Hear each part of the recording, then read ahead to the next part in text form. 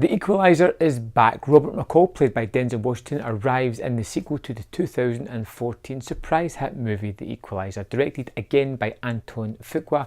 This movie relives the story of Robert McCall. He has moved on again. He has assumed the job of a driver. He gets to meet several people along his routes and comes to know certain people, and he gets to help other people that are in bad situations. He's a people watcher. He gets to see the best and worst of people in this, and it's nice to see Denzel Washington return to the character of Robert McCall. Before the movie shifts into the plot, it starts off with Robert McCall just doing his job, driving people to and from, or doing little side jobs where he is avenging other people who have been wronged, who have nowhere else to turn to. And this first part of the movie feels almost meandering. It doesn't have any direction to go. There is no plot that has arisen as yet. But it's immensely watchable, and it's fun just watching this guy do his thing. And if the rest of the movie was just him pottering about, dealing with random people, doing the kick-ass action set pieces that we've seen before in the first one, that arrive in the second one, I'd have been happy with that.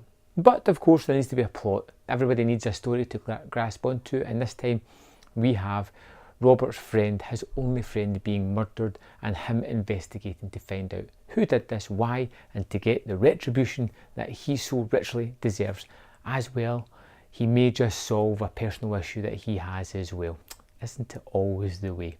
The thing we have with Equalizer, much like the first one where we had a girl who was working as a prostitute for the mob who he tried to help, we have a young member here who has been drawn into gangs that Robert is trying to save along the way. He has the grander story that it turns out that, you know, I'd like to tell you more about the grander story, but it would waste the sort of twist that turns that come with it.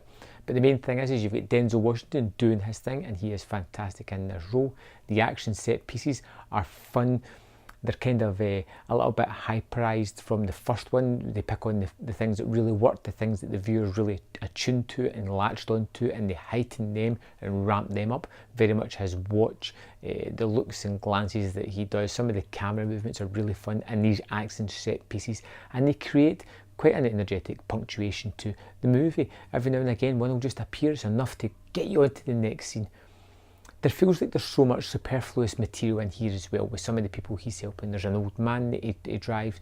There is a young guy who's getting mixed up with the gangs that he works with as well. I understand what they're doing, but it feels as if it's stretching away from the main story of the movie. And the main story of the movie itself, unfortunately, isn't that enticing a prospect. It's something that you would watch once, but you may not watch more than that. One thing I really did like about it though was the end sequence here. The end final sequence takes place during a hurricane at a seaside town. And it's really inventive and fun. The town's been evacuated, so it's empty. There's a reason as to why it's empty. You have this group of men against Robert. It seems almost unfair for those guys, but that's the rules of this movie. And you just have so much action set pieces, brutality. It's just fun and entertaining stuff. Even if the movie has large jumps in logic. Take for instance the final set piece. There is a sniper on a high tower during hurricane winds who is still able to pinpoint strike things with his gun.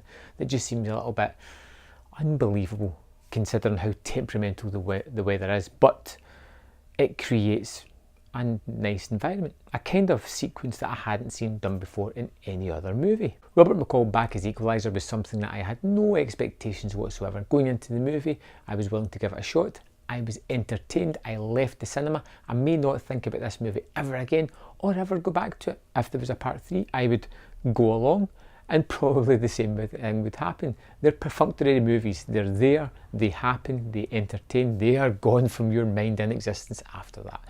While watching it, I enjoyed the heck out of The Equalizer 2. I didn't find it meandering or as overlong as some other people did, but I could understand why they felt that way. I would give The Equalizer 3 out of 5. And as I think about this movie further down the line, that score would probably drop, but just on that initial watch, that is what I thought of it. I would love to know your opinion of The Equalizer. Let me know in the comment box below, and I'll see you next time on Man vs. Film.